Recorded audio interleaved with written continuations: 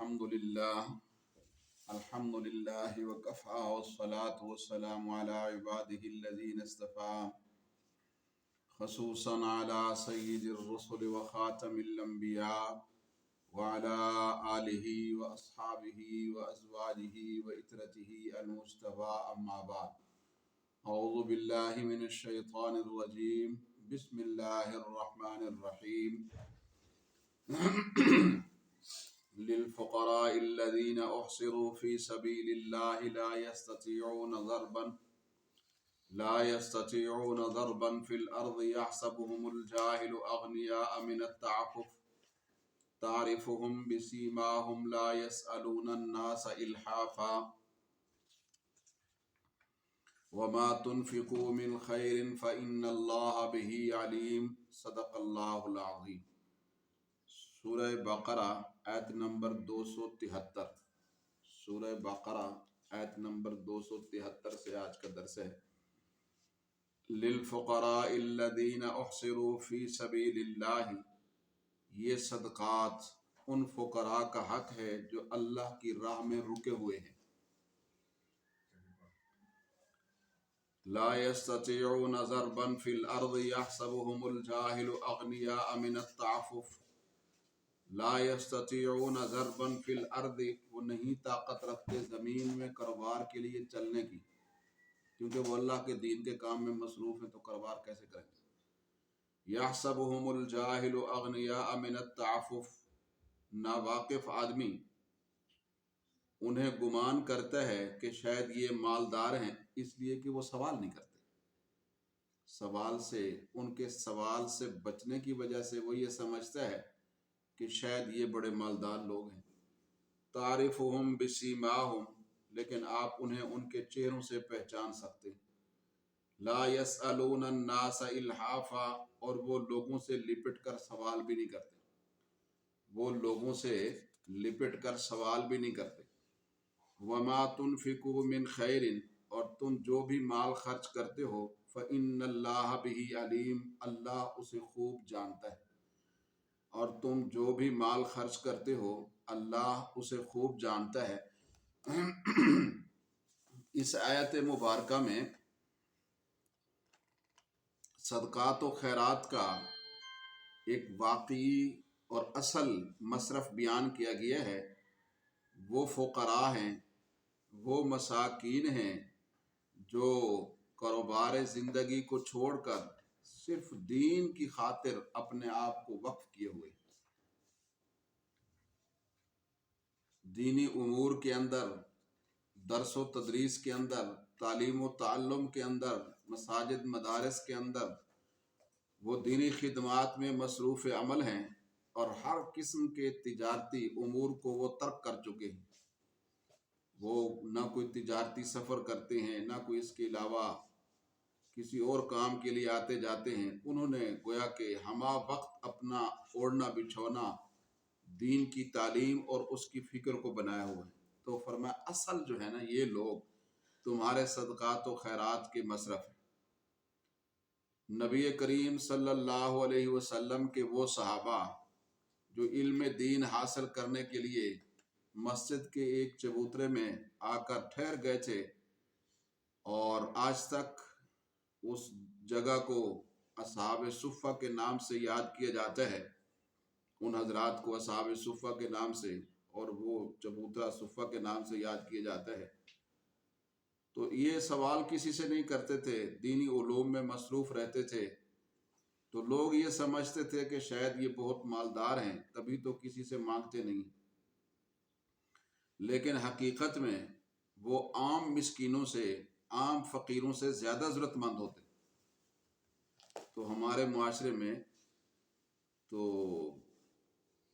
ایسے طبقے کی طرف ذرا بھی توجہ نہیں کہ جو مدرسین ہیں، جو معلمین ہیں، اور جو حقیقی دین کی خدمت سر انجام دینے والے ہیں، جنہوں نے دین کے تعلیم کو زندہ رکھا ہوا ہے، وہ تو یہ پڑھانے والے اساتذہ کرام ہیں۔ لیکن ان کی طرف نہ تو کوئی زیادہ ارباب مدارس توجہ کرتے ہیں، اور نہ ہی مالدار اصحاب خیر مسلمان توجہ کرتے ہیں۔ حالانکہ اللہ تعالیٰ نے فرمایا اصل مصرف یہی ہے، واقعی اور حقیقی مصرف یہی ہے۔ فرمایا کہ یہ سوال نہیں کرتے ہیں تو لوگ یہ سمجھتے ہیں کہ شاید ان کے پاس مال و متاع ہے، لیکن فرمایا کہ نہیں، ان کی زبان تو نہیں بولتی ہے لیکن ان کے چہرے اپنی کیفیت بتا دیتے ہیں۔ وہ لوگوں سے لپٹ کر سوال نہیں کرتے۔ تو فرمایا ایسے لوگوں کو تلاش کرو، انہیں مالی تعاون فراہم کرو۔ کسی کو تمہارے صدقہ و خیرات کا علم ہو یا نہ ہو، اللہ کو ضرور ہے، اس لیے یہ خیال نہ کرنا کہ کہیں اس کا ثواب فرمایا کہ ضائع نہ ہو جائے۔ تو بس اللہ کو پتہ ہے کہ یہ حقیقی مصرف ہیں اور تمہارا ثواب بالکل ضائع نہیں ہوگا۔ تو لہٰذا ترجیحی بنیاد پر جب بھی صدقہ دیا جائے، خیرات دی جائے، یا اس کے علاوہ دیگر سخاوت کا جو ہے وہ عمل کیا جائے، تو دینی مدارس کے مدرسین کو بطور خاص یاد رکھا جائے۔ من حیث المجموع لوگ مدرسے میں زکوٰۃ تو دے دیتے ہیں، پھر وہ بعض اوقات طلباء کے راشن یا اس طرح کی چیزوں میں استعمال ہو جاتی ہے، لیکن جو اصل قوم کے معمار ہیں وہ اساتذہ کرام ہیں، قرآن پاک پڑھانے والے، حدیث پاک پڑھانے والے، دینی علوم پڑھانے والے، لیکن ان کی طرف توجہ امت کے مالداروں کی صفر ہے، نہ ہونے کے برابر ہے۔ لیکن ان کے پاس بعض اوقات اپنی ضروری کتابیں لینے کے بھی پیسے نہیں ہوتے، جن کی بنیاد پر انہوں نے تیاری کر کے دین پڑھانا ہے، لیکن وہ کسی کو کہتے بھی نہیں، بہت کم۔ تو اللہ تعالیٰ فرماتے ہیں یہ اصل لوگ ہیں۔ تو دین کی تعلیم زندہ ہوگی تو دین زندہ ہوگا، اور اس کے لیے یہ اساتذہ کرام، دینی مدارس کا جو نظام ہے، اس کو مستحکم اور مضبوط کیا جائے۔ الذین ينفقون اموالهم باللیل والنہار سرا وعلانیۃ، فرمایا کہ وہ لوگ جو خرچ کرتے ہیں اپنے مالوں کو رات اور دن، یعنی ہر وقت ماشاءاللہ اللہ کے راستے میں مختلف مدات میں وہ خرچ کرتے رہتے ہیں، اور ہر طرح سے کرتے ہیں۔ جہاں ضرورت ہوتی ہے پوشیدہ طور پر وہاں پوشیدہ کرتے ہیں الحمدللہ، اور جہاں علانیہ ضرورت ہوتی ہے وہ علانیہ کرتے ہیں۔ الذین ينفقون اموالهم باللیل والنہار، فرمایا جو لوگ اپنے مال و دولت کو رات دن خرچ کرتے ہیں پوشیدہ طور پر یا علانیہ طور پر، فلہم اجرہم عند ربہم، ان کے لیے ان کے رب کے ہاں اجر ہے۔ لا خوف علیہم ولا ہم یحزنون، نہ ان پر کوئی خوف ہوگا نہ وہ غمگین ہوں۔ اس آیت نمبر 274 میں اللہ تعالیٰ اپنے راستے میں خرچ کرنے والوں کے لیے اجر و ثواب کا وعدہ فرما رہے ہیں۔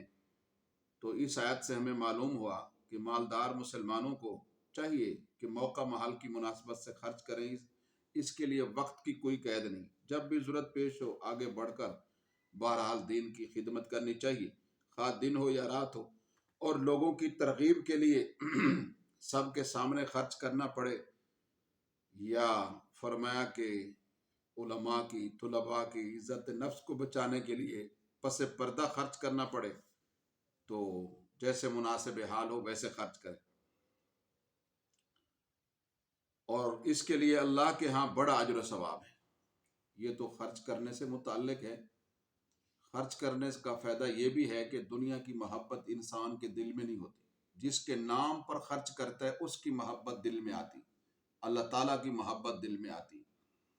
الذین یأکلون الربا، آگے اللہ تعالیٰ نے سود کی مذمت بیان کی ہے، یہ سورہ بقرہ کی آیت نمبر 275 ہے۔ سود کی مذمت، پہلے صدقات و سخاوت کی فضیلت، اس کے آداب اور اس کا حکم تھا، اور مستحقین کو بیان کیا گیا کہ تمہاری سخاوت اور کے صدقات کے مستحق جو ہے وہ کون ہیں؟ دینی خدمات والے لوگ، یہ اولین جو ہے مستحق ہے۔ اور فرمایا یہ زکوٰۃ کے مصارف آگے آ رہے ہیں، اس میں ذرا وسعت ہے، لیکن سخاوت تو انہی پر کرنی ہے، ان کو تلاش کر کر کے علماء کو یہ جو ہے خدمت ان کی کرنی۔ آگے اللہ تعالیٰ ارشاد فرماتے ہیں کہ مال خرچ کرنے سے مال کی محبت ختم ہوتی اور اللہ تعالیٰ کی محبت آتی ہے. تو اگلی آیات میں جو سود کی مذمت میں اور حرمت میں بیان ہوئی ہیں، ان آیات میں ہمیں یہ سبق ملتا ہے ان آیات سے کہ انسان کے دل میں مال کی محبت نہیں ہونی چاہیے، کہ مال کی محبت میں انسان اندھا ہو جائے اور جناب والا وہ سود خوری بھی شروع کر دے اور اس طرح حرام ذرائع سے کمائے، تو اس کو اللہ تعالیٰ نے منع کیا.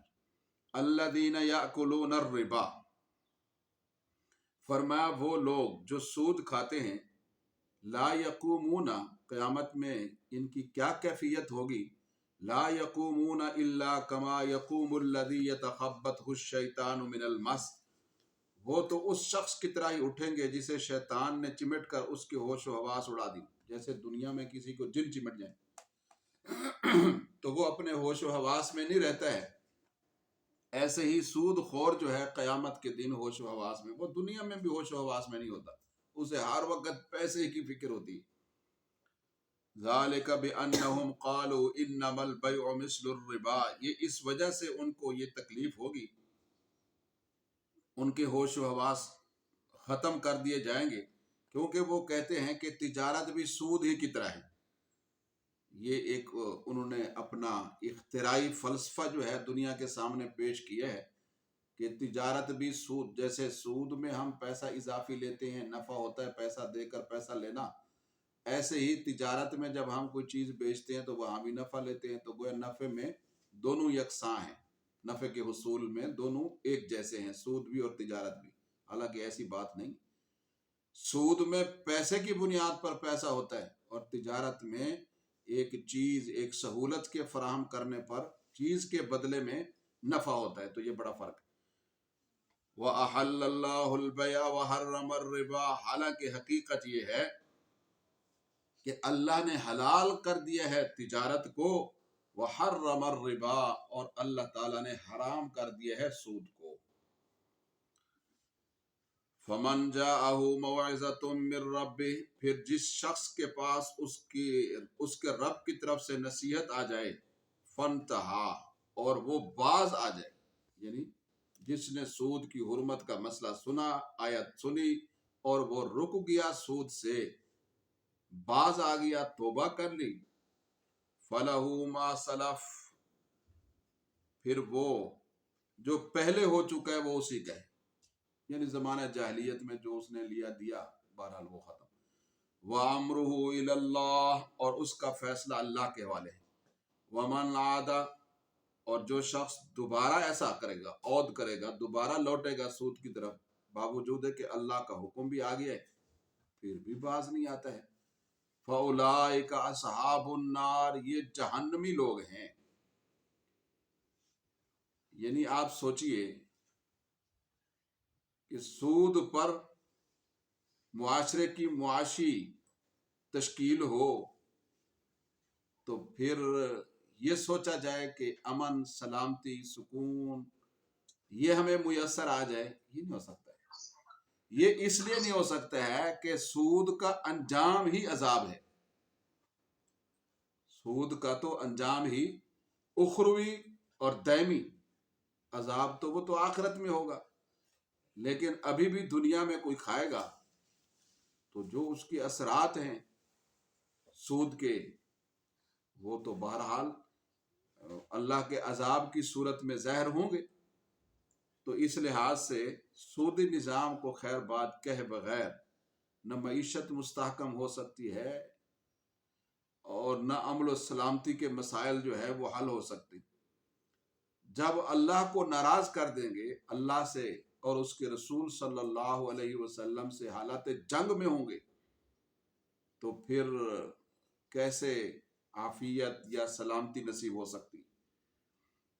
وَمَنْ عَادَ، اور جو شخص دوبارہ سودی لین دین کرے، فَأُولَٰئِكَ أَصْحَابُ النَّارِ، تو یہی لوگ ہیں جہنم والے، ہم فیہا خالدون، یہ رہیں گے اس میں ہمیشہ. اس آیت مبارکہ میں आयत नंबर 275 में सूद खोरों के बुरे अंजाम को जिक्र किया जा रहा है।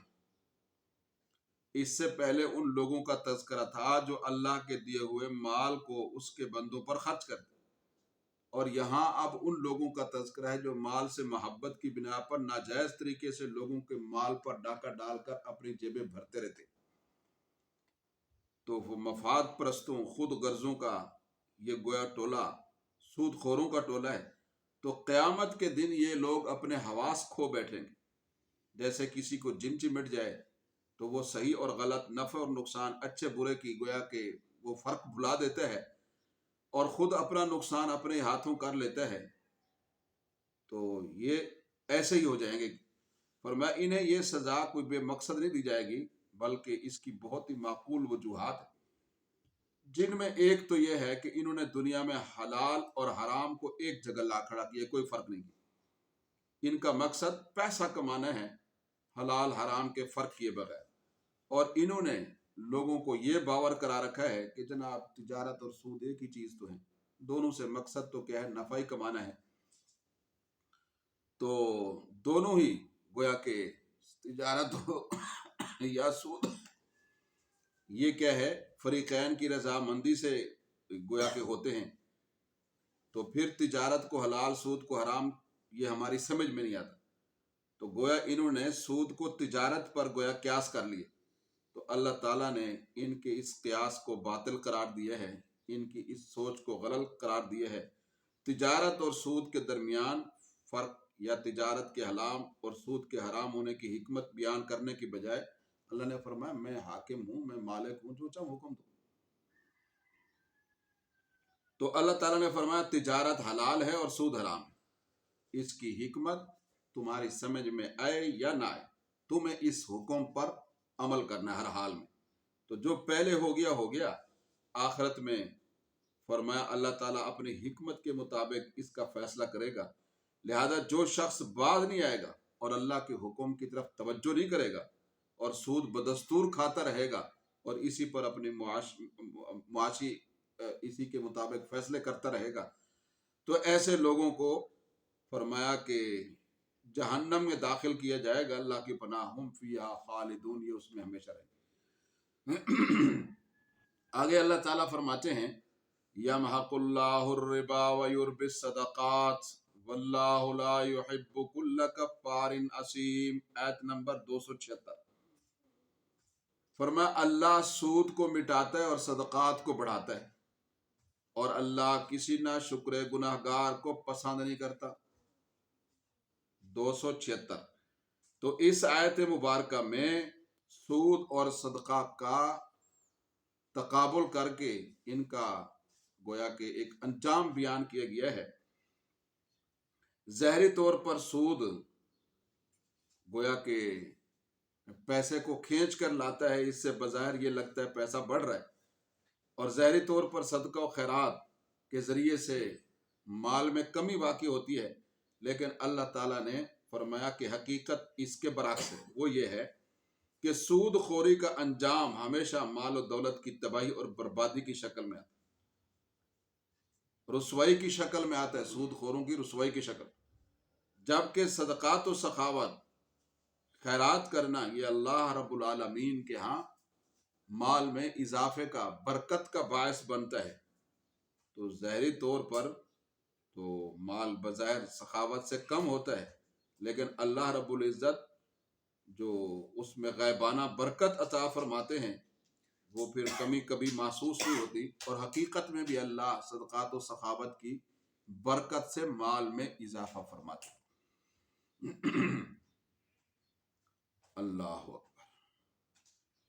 आगे आयत नंबर 277 इन्नल्लज़ीना आमनू व अमिलुस्सालिहाति, फरमाया बेशक वो लोग जो ईमान लाए और नेक आमाल से अंजाम दिए, व अक़ामुस्सलाता, और नमाज को कायम किया, व आतवुज़्ज़काता, और ज़कात को अदा किया, लहुम अजरुहुम इंदा रब्बिहिम, उनके लिए उनके रब के यहाँ अजर है, वला खौफुन अलैहिम वला हुम यहज़नून, और ना उन पर कोई खौफ होगा ना वो गमगीन होगा।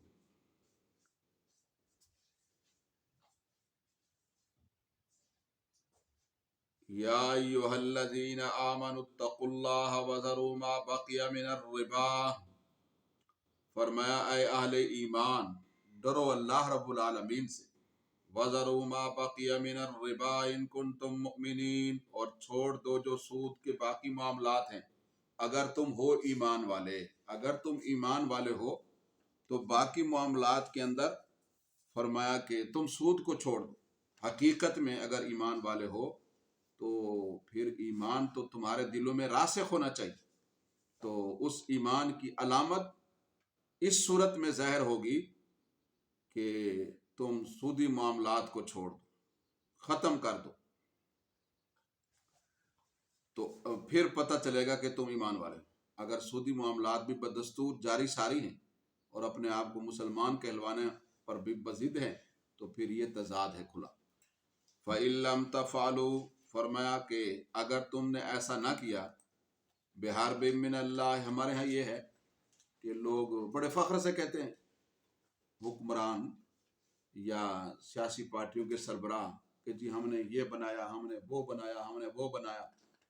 भाई तुमने ज़रूर बनाया है, लेकिन इसकी बुनियाद तो सूद पे रखी है। सूद दर सूद उसकी अदायगियाँ हो रही हैं, तो तुम ना बनाते बेहतर था।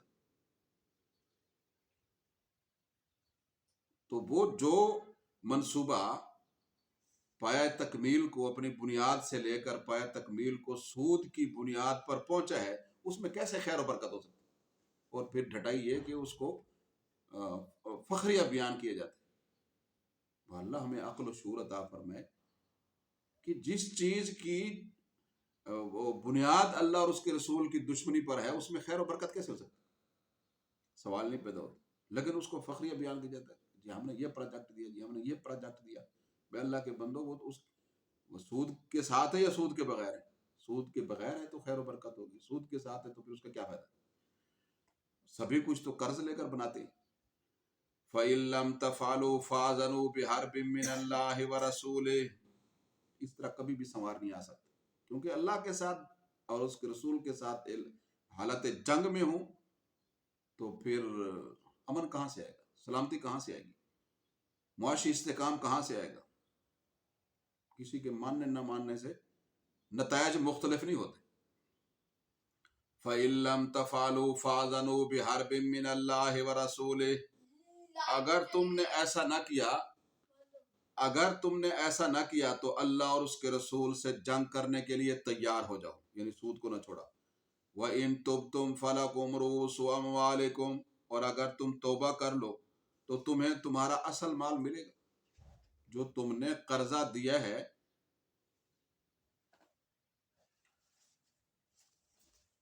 जो तुमने असल कर्जा दिया है, वो तो बहरहाल तुम्हें मिलेगा। व इन तुम फलकुम रूसु अमवालिकुम, बाकी सूद से तौबा करो तो तुम्हारा असल माल तुम्हें मिलेगा। ला तज़लिमून वला तुज़लमून, ना तुम किसी पर जुल्म करो और ना कोई तुम्हारे ऊपर जुल्म करेगा। ना तुम किसी पर जुल्म करो, ना तुम्हारे ऊपर कोई जुल्म करेगा। फरमाया व इन काना ज़ु उसरतिन फनज़रतुन इला मैसरा, सदका और खैरात, इससे माल में माल की मोहब्बत जो है वो ख़त्म होती है। और इरशाद फरमाया कि सूद से माल की मोहब्बत बढ़ती है, तो सूद ना लो। और दूसरा इरशाद फरमाया कि मकरूज को सूद लेने की बजाय मोहलत दो। मकरूज को सूद लेने की बजाय मोहलत दो। चलो बर वक्त अदा नहीं कर सका है तो उसको कहो जब तुम्हें सहूलत हो, आसानी हो, जिस तरह अदायगी तुम्हारे लिए मुमकिन हो, थोड़ा थोड़ा करके हमें देते रहो, तो इससे अल्लाह तुम्हारे लिए आसानियां पैदा करे। वह इनकाना, जो किसी के लिए आसानी पैदा करता है अल्लाह ताला उसके लिए आसानियां पैदा करता है। जिन असातिज़ा का ये ज़हन ये होता है कि वो पेपर बनाते वक्त आसान पेपर बनाते हैं इसलिए कि अल्लाह ताला हमारे साथ हिसाब में आसानी करे, तो अल्लाह ताला करेंगे, क्योंकि इंसान तो अपना गोया के वो उसका अमल जो है उसकी नीयत के साथ बंधा होता है। तो जो पैसा देता है किसी को कर्ज के तौर पर, तो वो मकरूज के साथ आसानी का मामला भी करे। व इन काना ज़ु उसरतिन फनज़रतुन इला मैसरा, اگر وہ تندرست ہو تو کشادگی ہونے تک اسے مہلت دے دی جائے. وہ فرمایا اگر تنگ دست ہو، ذو عسرتن، اگر وہ تنگ دست ہو، وَإِنْ كَانَ ذُو عُسْرَةٍ، یعنی مقروض جو ہے وہ بیچارہ اس کا ہاتھ تنگ ہے، فَنَظِرَةٌ إِلَىٰ مَيْسَرَةٍ، تو مہلت دینا کشادگی تک، یہ کار ثواب ہے.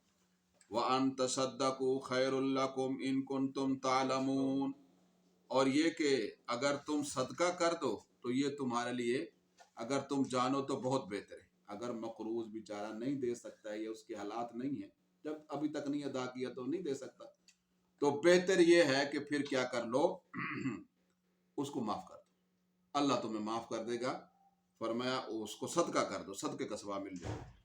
وَاتَّقُوا يَوْمًا تُرْجَعُونَ فِيهِ إِلَى اللَّهِ، اور اس دن سے ڈرو جب تم اللہ کی طرف لوٹائے جاؤ گے. ثُمَّ تُوَفَّىٰ كُلُّ نَفْسٍ مَّا كَسَبَتْ، پھر ہر جی کو اس کے کیے کا پورا بدلہ دیا جائے گا. وَهُمْ لَا يُظْلَمُونَ، اور ان کے ساتھ کمی نہیں کی جائے گی. ایسا نہیں ہوگا کہ کسی نے نیک عمل تو زیادہ کیے ہوں، ثواب کم کر دیا جائے. ایسا نہیں ہوگا کہ کسی نے گناہ تو زیادہ کیے ہوں لیکن اللہ پاک اس کو، گناہ تو تھوڑے کیے ہوں، اللہ پاک اس کو زیادہ سزا دے. کسی کے ساتھ ایسا نہیں ہوگا، کسی کے ساتھ ظلم نہیں ہوگا. آگے اللہ تعالیٰ ارشاد فرماتے ہیں، یا ایھا الذین آمنوا، آیت نمبر 282، یا ایھا الذین آمنوا اذا تداینتم بدین الی اجل مسمى فاکتبوہ، اے اہل ایمان، جب تم ایک مقررہ وقت کے لیے آپس میں ادھار کا معاملہ کرو تو اسے لکھ لیا کرو. یہ آیت مبارکہ یعنی الفاظ اور حروف کے لحاظ سے سب سے بڑی آیت مبارکہ ہے، اور اس میں ادھار لین دین کے معاملات کے آداب کو بیان کیا گیا ہے. فرمایا یا ایھا الذین آمنوا، اے اہل ایمان، اذا تداینتم بدین الی اجل مسمى فاکتبوہ، جب تم ایک مقررہ وقت تک کے لیے آپس میں ادھار کا معاملہ کرو تو اسے لکھ لیا کرو. وَلْيَكْتُبْ بَيْنَكُمْ كَاتِبٌ بِالْعَدْلِ، اور لکھنے والے کو چاہیے کہ وہ تمہارے درمیان انصاف کے ساتھ لکھے. وَلَا يَأْبَ كَاتِبٌ أَن يَكْتُبَ كَمَا عَلَّمَهُ اللَّهُ فَلْيَكْتُبْ، اور نہ انکار کرے لکھنے والا لکھنے سے جیسا کہ اللہ نے اس کو سکھلایا ہے، اس کے مطابق وہ لکھے. بلا کم و کاست ہر ایک کا حق روبرو گواہوں کے فریقین کے لیے لکھ دے اور ان کے حوالے کر دے، تاکہ اس کے مطابق پھر وہ اپنا معاملہ کر لیں. وَلْيُمْلِلِ الَّذِي عَلَيْهِ الْحَقُّ، اور لکھوائے وہ شخص جس پر حق بنتا ہے، جو مقروض ہے. وَلْيَتَّقِ اللَّهَ رَبَّهُ، اور اللہ سے ڈرے. فرمایا لکھوانے والا اللہ سے ڈرے، مقروض اللہ سے ڈرے جو اس کا رب ہے، اللہ اس کو پالتا ہے. یہ نہ سمجھے، کیسی زبردست بات فرمائی اللہ تعالیٰ نے، کہ یہ نہ سمجھے انسان کہ میں فلاں سے جو قرضہ لے رہا ہوں تو شاید یہ میری پرورش کر رہے ہیں. پر میں نہیں، اس کو جس سے آپ قرضہ لے رہے ہو اس کو مال بھی اللہ نے دیا، تمہاری پرورش تو اللہ کر رہا ہے. بعض اوقات انسان کے یہ ذہن میں آتا ہے کہ فلاں نے میرے ساتھ اچھا کیا، بھلا کیا، میری ضرورت کو پورا کر دیا، اور اس موقع پر مجھے پیسے دے دیے، ادھار دے دیا، تو گویا کہ میرا روزی روٹی چل گیا. تو پھر انسان کے عقیدے میں کمزوری آ سکتی. تو اللہ تعالیٰ نے فرمایا بے شک تم قرضہ لے کے ہی جا رہے ہو، لیکن اس کو کس نے دیا؟ مال و متاع. جس کے تم مقروض ہو اس کا رب بھی اللہ ہے، تمہارا رب بھی اللہ ہے. یہ سبب بھی تمہاری روزی روٹی کے حصول کے لیے اللہ تعالیٰ نے ہی بنایا کہ اس کو پیسے دیے، اس کے دل میں ڈالا کہ وہ تمہاری خدمت کرے اور تمہیں قرض دے. تو اس لیے فرمایا وَلْيَتَّقِ اللَّهَ رَبَّهُ، لکھوانے والا مقروض فرمایا اللہ سے ڈرے جو اس کا رب ہے. وَلَا يَبْخَسْ مِنْهُ شَيْئًا، اور اس میں کچھ بھی کمی نہ کرے لکھوانے میں. فَإِنْ كَانَ الَّذِي عَلَيْهِ الْحَقُّ سَفِيهًا أَوْ ضَعِيفًا أَوْ لَا يَسْتَطِيعُ، پھر اگر وہ شخص جس پر حق بنتا ہو وہ بے وقوف یا کمزور یا خود نہ لکھوا سکتا ہو، فرمایا پھر مقروض خود نہیں لکھوا سکتا تو بہرحال لا يستطيع ان يمل، طاقت نہیں رکھتا وہ لکھوا سکے. بعض لوگوں کو مطلب معاملات کی جو زبان ہے تحریر کی صورت میں لانا مشکل ہوتا ہے، اس کے لیے اپنے الفاظ ہوتے ہیں، وہ کوئی بات نہیں ہے۔ پھر کون لکھوا دے؟ فَلْيُمْلِلْ وَلِيُّهُ بِالْعَدْلِ، تو اس کے سرپرست کو چاہیے کہ وہ انصاف کے ساتھ لکھوا دے۔ وَاسْتَشْهِدُوا شَهِيدَيْنِ مِن رِجَالِكُمْ، اور اپنے مردوں میں سے 2 آدمیوں کو گواہ بنا لو۔ فَإِن لَّمْ يَكُونَا رَجُلَيْنِ فَرَجُلٌ وَامْرَأَتَانِ، پھر اگر 2 مرد نہ ہوں اس معاملے میں تو پھر 1 مرد ہو جائے اور 2 عورتیں ہو جائیں، لیکن گواہ وہ ہوں ممن ترضون من الشہداء، فرمایا ان لوگوں میں سے جنہیں تم گواہ بنانا پسند کرتے ہو، مطلب جن کی عدالت، جن کی انصاف پسندی علاقے میں معروف و مشہور ہو، ان کو ظاہر ہے کہ گواہ بناؤ، جھوٹے آدمی کو گواہ نہ بناؤ۔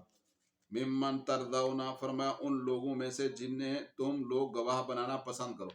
ان تزل احداہما فتذکر احداہما الاخری، اگر ان 2 عورتوں میں سے ایک بھول جائے تو دوسری اسے یاد کرا دے۔ 2 مرد اگر نہیں میسر تو 1 مرد 2 عورتیں ہو جائے اس معاملے میں گواہ، پھر بعض اوقات ایک عورت بھولے گی تو دوسری اس کو یاد دلا دے گی۔ وَلَا يَأْبَ الشُّهَدَاءُ إِذَا مَا دُعُوا، اور گواہوں کو جب بھی گواہی کے لیے اگر حسب ضرورت بلایا جائے تو وہ انکار نہ کریں۔ وَلَا تَسْأَمُوا أَن تَكْتُبُوهُ صَغِيرًا أَوْ كَبِيرًا، اور معاملہ چھوٹا ہو یا بڑا اسے مقررہ وقت تک لکھنے میں کوتاہی نہ کیا کرو۔ ذالکم اقسط عند اللہ، یہ طریقہ اللہ کے نزدیک زیادہ انصاف والا ہے۔ واقوم للشہادۃ، اور گواہی کو درست رکھنے والا ہے۔ وادنا اللہ ترتابوا، اور اس بات کے قریب تر ہے کہ تم شک میں مبتلا نہ ہو جاؤ۔ الا ان تکون تجارتا حاضرتا تدیرونها بینکم، سوائے اس کے کہ فوری تجارت ہو جس کا تم آپس میں لین دین کرو، تو تم اس پر اسے نہ لکھنے میں کوئی گناہ نہیں۔ جو بھی معاملہ ہے اگر دست بدست ہے معاملہ، کہ ادھر سے چیز لی ادھر سے لی، ادھر سے دی ادھر سے لی، تو کوئی حرج نہیں ہے۔ اب چھوٹی چھوٹی چیزیں ہوتی ہیں، ان کے بعض اوقات لکھنے میں وقت زیادہ لگ جاتا ہے، ماچس لی ہے یا کوئی اس طرح کی چیز لی ہے، کلو چینی کا لی ہے، تو اس کے لکھنے نہ لکھنے میں کوئی مسئلہ نہیں، فرمایا کوئی حرج نہیں۔ وَلَا تَسْأَمُوا أَن تَكْتُبُوهُ صَغِيرًا أَوْ كَبِيرًا إِلَىٰ أَجَلِهِ، فرمایا معاملہ چھوٹا ہو یا بڑا اسے مقررہ وقت تک لکھنے میں کوتاہی نہ کرو۔ ذالکم اقسط عند اللہ، یہ تمہارے لیے اللہ کے ہاں زیادہ، یہ طریقہ اللہ کے نزدیک زیادہ انصاف والا ہے۔ وَأَقْوَمُ، اور معاملات کو گواہی کو زیادہ درست رکھنے والا ہے۔ وَأَدْنَا أَلَّا تَرْتَابُوا،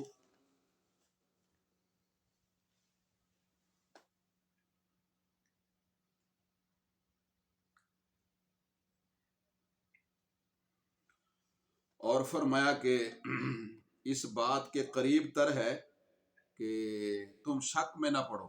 الا ان تکون تجارتا، مگر یہ کہ ہو فوری تجارت، تدیرونہا، جو تمہارے آپس کے درمیان گھومتی رہتی ہے، آپس کا لین دین کرو، تو پھر کوئی حرج نہیں ہے، اس کو نہ لکھو، کوئی حرج نہیں ہے، کوئی گناہ نہیں ہے۔ واشہدوا اذا تبایعتم، اور جب تم آپس میں خرید و فروخت کرو تو گواہ بنا لیا کرو۔ جب تم آپس میں خرید و فروخت کرو تو پھر فرمایا گواہ بنا لیا کرو۔ کوئی اور بھی معاملہ ہو، قرض کے علاوہ خرید و فروخت، بڑے بڑے معاملات جو لین دین تجارت کے ہوتے ہیں، ان کی آپس میں کیا ہے تحریری معاہدہ جو ہے وہ کر لیا کرو۔ ولا یضار کاتب ولا شہید، اور لکھنے والے اور گواہی دینے والوں کو نقصان نہ پہنچایا جائے۔ وَإِن تَفْعَلُوا فَإِنَّهُ فُسُوقٌ بِكُمْ، اگر تم کسی لکھنے والے کو یا گواہی دینے والے کو نقصان دو گے تو یہ گناہ کی بات ہے، تمہیں اس کا گناہ ہوگا۔ وَاتَّقُوا اللَّهَ، اور ڈرو تم اللہ سے۔ وَيُعَلِّمُكُمُ اللَّهُ، اور اللہ تمہیں سکھلاتا ہے، یہ معاملات کرنا اللہ سکھلاتا ہے۔ تو اس کا مطلب یہ ہوا کہ تجارت ہو یا بامی لین دین، وہ شریعت مطہرہ سے سیکھا جائے۔ جس طرح دیگر عبادات سیکھ کر انسان ادا کرتا ہے، ایسے آپس کے معاملات یا تجارت وہ بھی دین کی رہنمائی میں انسان کو کرنے چاہیے۔ مقصد پیسے کا حصول نہیں ہے، مقصد مسلمان کے ہر عمل میں اللہ کی رضا کو مد نظر رکھنا ہے۔ واللہ بکل شیء علیم، اور اللہ خوب جانتا ہے جو تم کرتے ہو۔ تو بہرحال سورہ بقرہ میں نے عرض کیا کہ یہ بلکہ پورے قرآن میں اللہ تعالیٰ نے یہ لین دین اور قرض کے معاملے کے حوالے سے حروف اور الفاظ کے لحاظ سے یہ سب سے بڑی آیت ہے۔ تو اس آیت مبارکہ کو آیت مداینہ کہتے ہیں، یعنی آیت دین، لین دین کے متعلق، قرض کے متعلق، اور یہ قرآن پاک کی سب سے جو ہے وہ کیا ہے طویل آیات میں سے ایک ہے۔ تو اس میں ادھار لین دین کے حوالے سے چند ہمیں اللہ تعالیٰ نے ضروری رہنمائیاں ارشاد فرمائی ہیں۔ دو یا زیادہ لوگوں کے درمیان مالی معاملات اور لین دین کی ایک شکل تو نقد ہوتی ہے، یعنی مشتری خریدنے والا قیمت ادا کر دے اور بیچنے والا اپنا مبیع یعنی چیز جو ہے وہ کیا ہے خریدنے والے کے حوالے کر، جس طرح ہم اپنی ضرورتوں کے لیے چیزیں لیتے دیتے رہتے۔ اس میں تو معاہدے کی ضرورت نہیں، یہ دست بدست ہوتی ہیں، فوری انسان لے لیتا ہے، نہ کوئی تحریر کی ضرورت ہے۔ لیکن اگر خریدی گئی چیزوں میں رسید کا تبادلہ ہو جائے، بل کا تبادلہ ہو جائے، تاکہ ان میں سے کوئی چیز خراب ہو یا واپس کرنی پڑے، تو اس کا اہتمام ہو جائے تو اچھی بات ہے، لیکن نہ ہو تو بھی کوئی حرج نہیں۔ باقی رہا معاملہ ادھار اور قرض کا، ادھار اور قرض کا، لینے والے کے پاس فوری چیز، لینے والے کے پاس فوری رقم کا انتظام نہیں ہوتا ہے، تو وہ دکاندار سے یہ کہتے ہیں آپ یہ چیز مجھے دے دیں تو میں ابھی گھر جا کر آپ کو رقم بھجوا دیتا ہوں۔ تو قرض کا یہ مفہوم بھی ہے کہ کسی شخص کو پیسوں کی ضرورت پیش آ جائے اور اس کی ملکیت میں اتنی رقم نہ ہو، تو وہ کسی مالدار کے پاس جا کر اپنی ضرورت بیان کرے اور اس سے رقم کا تقاضا کرے کہ اتنے عرصے میں آپ کو یہ واپس کر دوں گا۔ تو ادھار کی صورت میں ایک تو یہ ہے کہ اعتماد کر لے، کہ دکاندار خریدنے والے پر اعتماد کر لے، یا اسی طریقے سے جس کو پیسے دیے جا رہے ہیں ضرورت مند پر پیسہ دینے والا اعتماد کر لے، تو ٹھیک ہے، لکھنے کی ضرورت نہیں۔ لیکن اگر کہیں لکھنے کی ضرورت پیش آ جائے تو ان معاملات کو احاطہ تحریر میں لایا جائے، اور جس نے ادائیگی کرنی ہے، جو قرض لے رہا ہے، وہ خود لکھوائے تاکہ کل کلاں وہ مکر نہ سکے، انکار نہ کر سکے، اور اس معاملے پر دو گواہ بھی ہو جائیں، مرد اگر گواہ نہیں ہے تو مرد دو نہیں ہے تو ایک مرد ہو جائے اور دو عورتیں ہو جائیں۔ تو بہرحال تحریری معاہدہ جو ہے یہ لکھ لیا جائے، اور خواہ چھوٹا ہو یا بڑا ہو۔ تو اس میں پھر یہ ہے کہ یہ تحریر جو ہے نزاع کے وقت میں، جھگڑے کے وقت میں سند رہے گی۔ پھر اگر نزاع اور جھگڑا ہو تو گواہوں کو گواہی بھی دینی چاہیے، لکھنے والے کو بھی بتلانا چاہیے کہ میں نے لکھا، لکھنے والے کو اور گواہوں کو نقصان بھی نہیں پہنچانا چاہیے۔ آگے اللہ تعالیٰ ارشاد فرماتے ہیں وَإِن كُنتُمْ عَلَىٰ سَفَرٍ، اور اگر تم سفر پر ہو، وَلَمْ تَجِدُوا كَاتِبًا، بعضوں کا سفر میں بھی انسان کو جیب کٹ جاتی ہے یا کوئی اور ایسی ڈاکہ پڑ جاتا ہے، مال چوری ہو جاتا ہے، ادھار لینے کی ضرورت پیش آ جاتی ہے، اور وہاں اس کے بعضوں کا شناسا بھی نہیں ہوتے، اجنبی لوگ ہوتے ہیں، تو پھر وہاں بیچارہ کیا کرے؟ تو فرمایا کوئی حرج نہیں ہے، وہ انسانی بنیادوں پر، اسلامی بنیادوں پر قرضہ لے لے کسی سے اور اس کو بھی لکھ لے، اور اگر اس کے پاس نقد رقم نہیں ہے تو اپنی اشیاء میں سے کوئی چیز جو ہے وہ کیا ہے قرض خواہ کے پاس رہن رکھ لے، تو پھر جب قرض اس کو ادا کرے تو اپنا رہن چھڑا لے۔ وَإِن كُنتُمْ عَلَىٰ سَفَرٍ، اور اگر تم سفر پہ ہو، وَلَمْ تَجِدُوا كَاتِبًا، اور کوئی لکھنے والا نہ ملے، فَرِحَانٌ مَقْبُوضَةٌ، تو گروی رکھوا دو جس پر قبضہ کر لیا جائے، یعنی اس کو دے دو تاکہ وہ اپنے قبضے میں کر لے قرض خواہ۔ فَإِنْ أَمِنَ بَعْضُكُمْ بَعْضًا، پھر اگر تم میں سے کوئی ایک دوسرے کو امین بنائے، فَلْيُؤَدِّ الَّذِي تُؤْمِنَ أَمَانَتَهُ، تو جس کے پاس امانت رکھوائی جائے اسے چاہیے کہ وہ اپنی امانت ادا کرے۔ وَلْيَتَّقِ اللَّهَ رَبَّهُ، اور اللہ سے ڈرو، وَلَا تَكْتُمُوا، اللہ سے ڈرو، اور اسے چاہیے کہ وہ اللہ سے ڈرے جو اس کا رب ہے۔ وَلَا تَكْتُمُوا الشَّهَادَةَ، اور وہ پھر اپنی گواہی کو نہ چھپائے۔ ला तक्तुमु शहादत, और तुम अपनी गवाही को मत छुपाओ। वमन यक्तुमहा फइन्नहु आसिमुन कल्बु, और जो बंदा गवाही को छुपाएगा उसका दिल गुनाहगार होगा। वल्लाहु बिमा तामलून अलीम, और अल्लाह तुम्हारे कामों को खूब जानता है। तो ये आयत मुबारका 283।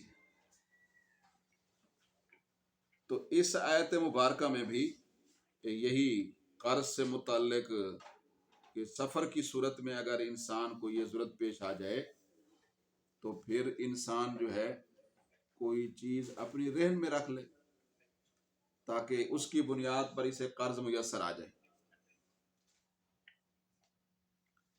और फरमाते हैं कि अगर मामले को लिख लिया जाए, मामले को लिख लिया जाए तो अच्छी बात है। और इसी तरीके से अगर नहीं भी लिखते हैं तो फिर रहन जो है वो रख लिया जाए, तो फिर कर्ज खा को जब उसकी रकम वापस करेगा तो उससे रहन रखी हुई चीज़ जो है वो वापस ले ले। इसमें किसी किस्म की वो खयानत न करे, कर्ज खा हेरा फेरी से काम लेकर ऐसा ना करे कि असल चीज़ छुपा ले और उस जैसी नकली चीज़ उसको वापस कर दे। ये बड़ा गुनाह है। ये ऐसे ही गुनाह है जैसे गवाही छुपाना बड़ा गुनाह है। ये इस बात की अलामत है कि इस शख्स के दिल पर गुनाह जो है वो गालिब आ चुका है या गुनाह के असरात गालिब आ चुके हैं। तो किसी की रहन में खयानत नहीं करनी। आगे अल्लाह ताला इरशाद फरमाते हैं आयत नंबर 284, लिल्लाहि मा फिस समावाति व मा फिल अर्ज़, अल्लाह ही के लिए है जो कुछ है आसमानों में और जो कुछ है जमीन में। व इन तुब्दू मा फी अनफुसिकुम, और अगर तुम वो बात जाहिर करो जो तुम्हारे दिलों में है, औ तुख्फूहु, या छुपाओ उसको, युहासिबकुम बिहिल्लाह, तो अल्लाह ताला तुमसे उसका जरूर हिसाब लेगा। फयग़फिरु लिमन यशा, फिर जिसे अल्लाह चाहे माफ़ कर दे। व युअज़्ज़िबु मन यशा, और जिसे चाहे अल्लाह अजाब दे दे। वल्लाहु अला कुल्लि शैइन कदीर, और अल्लाह हर चीज पर कादिर है। इस आयत मुबारका में आसमान और ज़मीन को हर चीज, आसमान और ज़मीन की हर चीज को अल्लाह की मिल्कियत करार दिया गया। तो मालिक अपनी मिल्कियत में हर तरह का तसर्रुफ कर सकता है। तो इंसान भी अल्लाह की मिल्कियत है, लिहाजा अल्लाह ताला इंसान पर भी तसर्रुफ करने का, हुक्म चलाने का पूरा हक और इख्तियार रखता है। तो यही वजह है कि इंसान से हर चीज़ का हिसाब करना ये भी अल्लाह की कुदरत में शामिल है। तो अगर इंसान अपने कौल और फेल और बात से किसी चीज़ को ज़ाहिर करे या अपने दिलो दिमाग के अंदर पोशीदा रखे तो अल्लाह के सामने तो वो ज़ाहिर है। वो मुहासबे के वक़्त में हर चीज़ जो है वो सामने है। फिर जब अल्लाह हिसाब करेंगे तो जिसको चाहेंगे माफ़ कर देंगे और जिसको चाहेंगे सज़ा दे देंगे। बहरहाल लेकिन चूंकि ज़हरी एतबार से इंसान के लिए इसमें बड़ी मुश्किल है कि दिलो दिमाग में आने वाले वसवसे और ख्यालात पर भी क्या हो जाएगी, गिरफ्त हो जाएगी, कि जो तुम्हारे दिल में है उस पर भी अल्लाह गिरफ्त करेंगे। तो जब यह आयत नाज़िल हुई तो सहाबा बहुत परेशान हुए। उन्होंने बारगाह रिसालत मआब सल्लल्लाहु अलैहि वसल्लम में अपनी इस मुश्किल का जिक्र किया। उन्होंने कहा हजरत ये दिल के अंदर आने वाले जो ख्यालात हैं ये तो गैर इख्तियारी, अचानक गुनाह का ख्याल आ जाता है तो ये इस पर इख्तियार तो नहीं होता। ये आज़ाद जो हैं ये तो इंसान के कंट्रोल में होते हैं, लेकिन दिल तो कंट्रोल में नहीं। जब एक चीज़ कंट्रोल में नहीं है उस पर आने वाला बुरा ख्याल, उस पर हिसाब क्यों होगा, उसमें आने वाले बुरे ख्याल पर हिसाब क्यों होगा। तो ये तो हो नहीं सकता कि हमसे के ख्याल हमें ना आए। अल्लाह अकबर। तो अगली आयत में अल्लाह ताला ने इस सहाबा की मुश्किल को हल फरमाया और उनको तलकीन फरमाई कि तुम अल्लाह के हुक्म सुन लो और उनकी इताअत करना। तो बस अल्लाह के हुक्म को सुन लो और उनकी इताअत कर लो, ये तुम्हारे मोमिन मुखलिस होने के लिए काफ़ी, ईमान खालिस के लिए काफ़ी। बाकी जो दिल में ख्यालात आते हैं जाते हैं इनकी तरफ तुम तवज्जो ही ना करो, क्योंकि उस चीज़ पर तुम्हारा इख्तियार ही नहीं है। तो अगली आयत में ये अल्लाह ने फरमाया, आमन रसूल बिमा उनज़िला इलैहि मिर रब्बिह فرمایا کہ نبی علیہ الصلوۃ والسلام اس چیز پر ایمان لے آئے جو ان کی طرف نازل کیا گیا ان کے رب کی طرف سے، والمومنون اور باقی مومنون بھی ایمان لے آئے، کل آمن باللہ ہر ایک ایمان لے آیا اللہ پر، وملائکتہ اور اس کے فرشتوں پر، وکتبہ اور اس کی کتابوں پر، ورسلہ اور اس کے نبیوں پر، لا نفرق بین احد من رسلہ فرمایا ہم نہیں تفریق کرتے ان رسولوں میں سے کسی ایک کے درمیان، تم یہ کہتے رہو تم ایمان لے آؤ، وقالوا سمعنا واطعنا تو صحابہ کہنے لگے سن لیا ہم نے اور ہم نے اطاعت کی، غفرانک اے اللہ ہم تجھ سے بخشش مانگتے ہیں، ربنا اے ہمارے رب ہم تجھ سے بخشش مانگتے ہیں، وإلیک المصیر اور ہم تیری طرف ہی لوٹ کر آنا ہے، آیت نمبر 285۔ تو اس آیت مبارکہ میں نبی کریم صلی اللہ علیہ وسلم اور ان پر ایمان لانے والوں کے ایمان کی گواہی دی۔ ایمانیات میں اللہ تعالیٰ پر ایمان لانے کے ساتھ ساتھ اس کے فرشتوں، کتابوں، پیغمبر پر ایمان لانے کا ذکر بھی ہے۔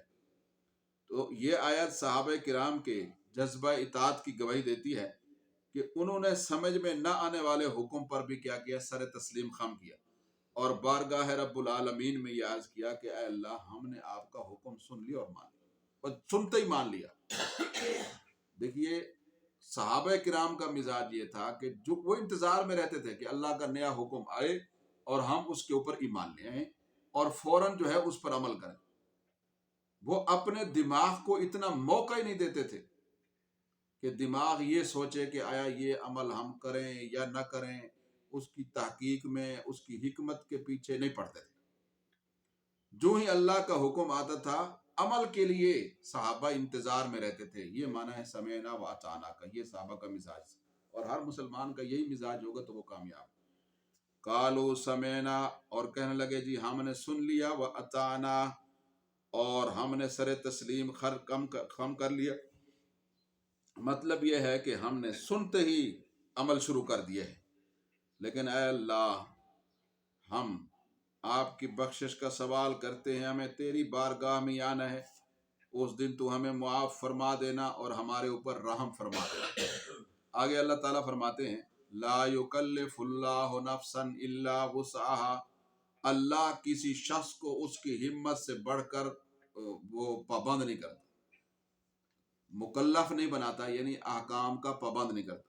لہا ما کسبت وعلیہا ما اکتسبت، ہر انسان کو وہی ملتا ہے جو وہ کرتا ہے، وعلیہا ما اکتسبت اور اس پر گناہ کا وبال بھی وہ اتنا ہی پڑتا ہے جتنا وہ گناہ کرتا ہے۔ ربنا لا تؤاخذنا ان نسینا، اے ہمارے رب،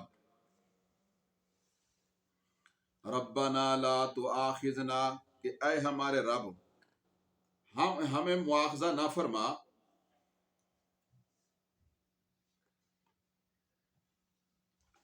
ربنا لا تؤاخذنا ان نسینا کہ اے ہمارے رب ہمیں نہ پکڑ اس چیز میں جس کو ہم بھول جائیں، او اخطانا یا ہم سے کوئی خطا ہو جائے، ربنا ولا تحمل علینا اسرا کما حملتہ، اے ہمارے رب ہم پر ویسا بوجھ نہ ڈال جیسا تو نے ہم سے پہلے والے لوگوں پر ڈالا، ربنا ولا تحملنا ما لا طاقت لنا بہ، اے ہمارے رب اے ہمارے پروردگار پالنے والے ہم میں سے وہ بوجھ نہ اٹھوا جس کی ہم طاقت نہیں رکھتے، ایسے حکم ہی نہ عطا فرما جس کی ہم طاقت۔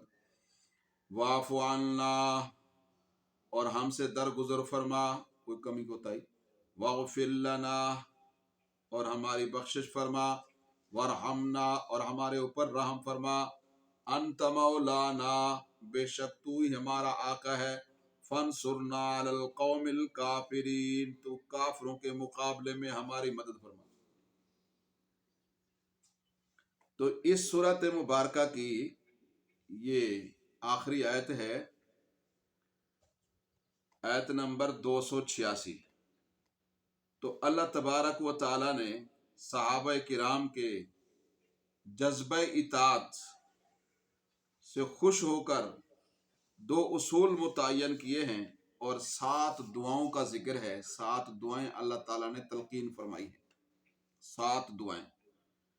ان میں سے پہلا اصول یہ ہے کہ کسی شخص پر اس کی ہمت سے زیادہ اللہ تبارک و تعالیٰ جو ہے وہ بوجھ نہیں ڈالتے. اللہ تعالیٰ کسی حکم کا پابند اور مکلف اس وقت تک نہیں بناتے جب تک اس کی ادائیگی کے لیے انسان میں صلاحیت نہ ہو. اور اس سے یہ بھی معلوم ہوا کہ دل و دماغ میں آنے والے وسوسے خیالات کے اوپر اللہ کی پکڑ نہیں ہو، کیونکہ وہ غیر اختیاری چیزیں ہیں اور کیونکہ انسان کی طاقت سے بہن. دوسرا اصول یہ ہے کہ انسان کے لیے جزا اور سزا کا فیصلہ اس کے اعمال اور جرائم کو سامنے رکھ کر کیا جائے. تو اس کا مطلب یہ ہوا کہ انسان کے اعمال پر ہی اس کی گرفت ہوگی. اگر اعمال اچھے ہوئے تو نیک بدلہ ملے گا، برے ہوئے تو پھر سزا پائے گا. اس کے علاوہ جو دعائیں سکھائی گئی ہیں، بہرحال ہم میں سے ہر ایک کو ان کا اہتمام کرنا چاہیے. تو یہ آیت عرش کے خزانوں میں سے خزانہ ہے، اس کی بہت برکات ہیں.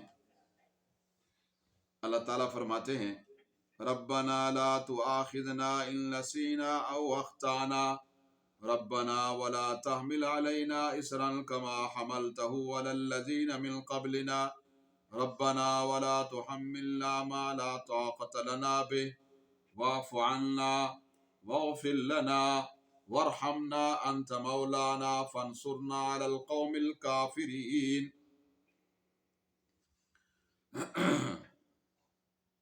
تو یہ ہمیں بلکہ یاد کر لینا چاہیے، اپنی دعاؤں میں ہمیشہ جو ہے ان کلمات کو مد نظر رکھنا چاہیے. تو جس بندے کے حق میں یہ دعائیں قبول ہو جائیں تو اسے اللہ پاک دنیا اور آخرت کی سمجھ لیں کہ خیر و برکت عطا فرما دیتے کہ اے اللہ ہمیں محض اپنے فضل و کرم سے ہر خیر عطا فرما اور ہر شر سے ہماری حفاظت فرما. اور اے اللہ اگر ہم کوئی خطا گناہ غلطی کر بیٹھے تو ہمارا مواخذہ نہ فرما. ہر انسان خطا کار ہے، گناہ گار ہے، کوئی نہ کوئی تو گناہ ہو ہی جاتا ہے، کس سے چھوٹا، کس سے بڑا، کس سے پوشیدہ، کس سے اعلانیہ. تو اللہ سے معافی مانگے، اللہ معاف. اے اللہ ہمارے اوپر ان لوگوں کی طرح بوجھ نہ ڈال کہ جن اتنے مشکل احکام نہ دے جتنے مشکل احکام تو نے پہلے لوگوں کو دیے. اے اللہ ہماری وسعت سے بڑھ کر بھی ہمیں احکام عطا نہ فرما، ہماری کمی کوتاہیوں سے درگزر فرما. اے اللہ ہماری بخشش فرما. اے اللہ ہم پر رحم فرما. انت مولانا، اے اللہ تو ہمارا آقا ہے. فانصرنا علی القوم الکافرین، کافروں کے مقابلے میں ہماری مدد فرما. تو یہ بہرحال سورت جو ہے وہ اختتام پذیر ہو گئی ہے، سورہ بقرہ. الحمدللہ.